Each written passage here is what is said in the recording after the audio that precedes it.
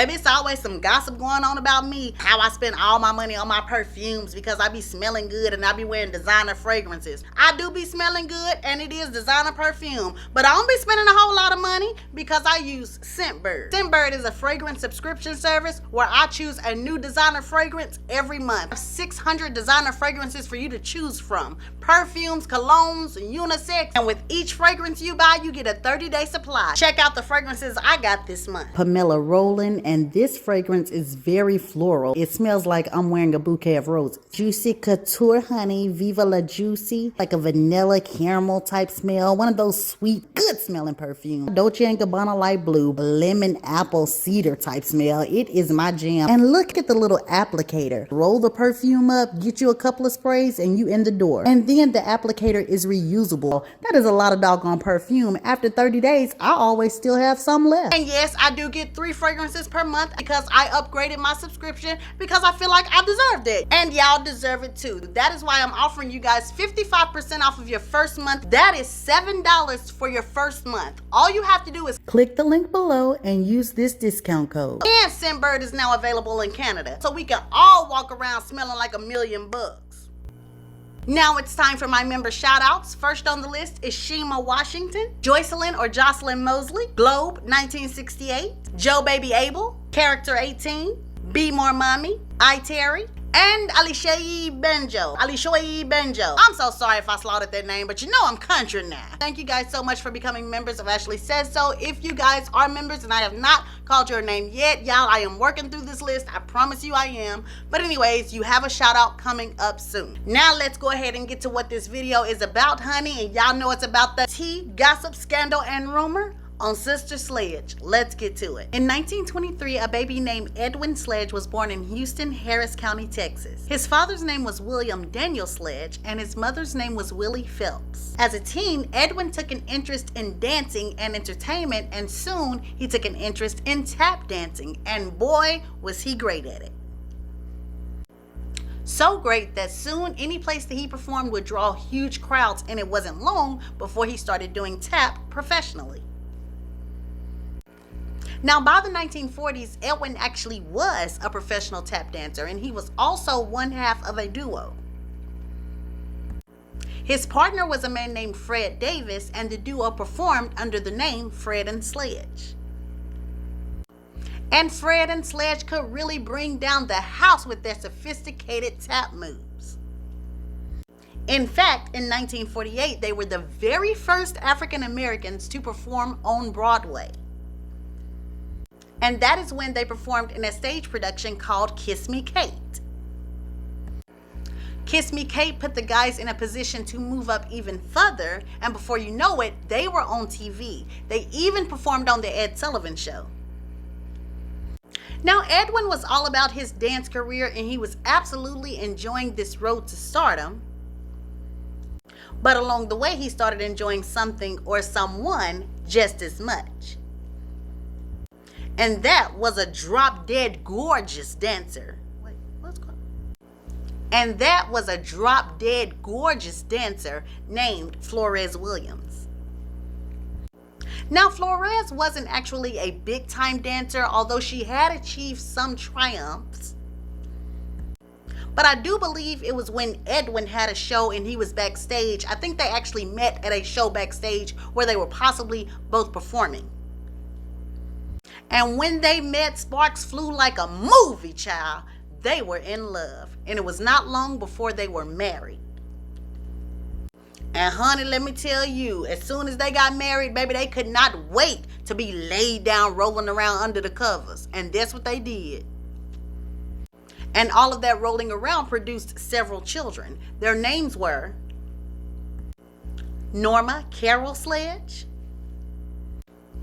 Deborah Debbie Elaine Sledge, whom was born in 1954, Joan Joni Elise Sledge, whom was born in 1956, Kim Sledge, who was born in 1957, and Kathy Sledge, who was born in 1959. Now, other young couples who had birthed so many children in this small amount of time possibly didn't even know what to do with all of these children. But Edwin and Flores knew exactly what to do because, hey, They were show business. So it came quite naturally to them that they would help cultivate and grow their own daughters up in show business. And they did a good job, but the real force and the real push behind them was actually Flores's mother, those girls' grandmother. And her name was Grandma Viola. And Grandma Viola herself had also been a part of show business as an opera singer. So she was really like the one behind the throne. She was the real force, and she was the one that would really set the girls on track to be on their way. Now, per the rumors, Grandma Viola stayed on the girls to ensure their success, and sometimes it would be grueling. They were always singing and always practicing and always trying to entertain, but luckily the girls were gifted, so that made the process a little bit easier. The only thing they really truly had to work on was developing their voices. You know what I mean? Like, the voices were already there. They just needed to develop them. And Granny Viola would make sure that happened. And she also made sure that these girls would have a stage presence, that they would not be scared to get in front of people and sing, as well as getting them a lot of recognition. And that is because Granny Viola had these girls performing everywhere, child. Baby, them girls were singing at every church program, every community program, every charity event, and sometimes even at political events. Basically, every time you turned around, there go Mrs. Viola Williams' grandchildren. As a matter of fact, that was their moniker. That was their name, Mrs. Williams' grandchildren. Now, as the girls got older, they continued to perform, and they also all attended Ornery High School. And baby, they really developed into some fine looking things. And from what I found, it seems like the girls were very pretty. They were very popular. You know, they kind of fit in with everybody. And one by one, they graduated from Ornery High School, where they moved on to Temple University. And one by one, they graduated from there as well. Now, see, even in high school, I told you that the girls had kept up with their performing. But by the time they did get to high school, it wasn't just local performing anymore. Like, they were touring up and down the East Coast. And no, they were not this big, huge group or anything like that. You know, they were still very much just getting started. So they didn't have like this entourage and drivers and all that good stuff. It was actually their mother, Flores, who drove them up and down the road in a bus. And as far as their father, Edwin, I'm not even sure if he was still supporting the girls at this time, because see, he and Flores ended up divorcing in the 1960s. So I know I didn't see anywhere where he would actually tour with them or do anything with them musically, but like I said, I'm not even sure he was just like even in the picture anymore. You know how some guys, but I'm not even sure if he was even still in the picture as a father anymore, period. I'm not saying that he wasn't, I just don't know if he was. It kind of doesn't seem like it though, because it's claimed that Flores really had a hard time, said that she was struggling. Sometimes she had to work like 2 and 3 jobs, and you know, when she left the girls, she would have to leave the girls by themselves, and so it doesn't seem like their father Edwin really had any hands-on experience with the girls. Whatever the case though, when it came down to entertaining and show business, the girls were doing swell, and they were quickly making a name for themselves. And on top of that, they were just like their mother. I mean, they were absolutely drop dead gorgeous. They were built magnificently, especially for that time period. I mean, this is the late 60s, early 70s. Every single one of them had those long, slender legs that came all the way up.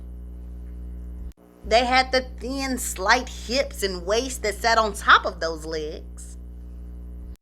And their faces were like a dream. I mean, they were very angelic and very beautiful, looked very innocent. You know, they just really had it all.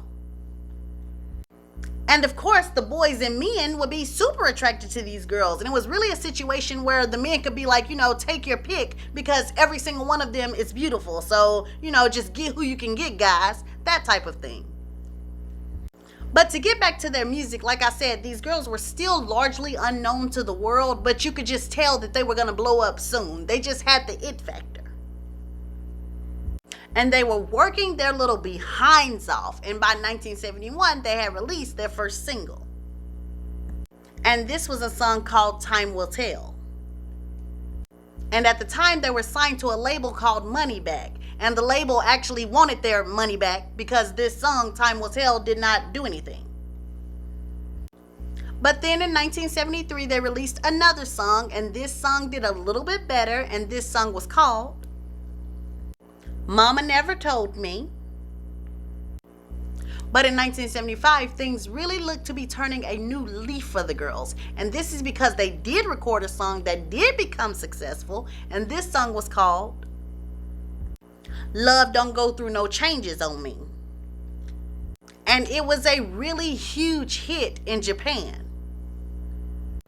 I mean, the Japanese people went crazy over this record and crazy over these girls. They even flew the girls to come down and sing at the Tokyo Music Festival, in which Sister Sledge, or I think the Sledge Sisters may have been what they were going by at the time, but they ended up winning the silver medal.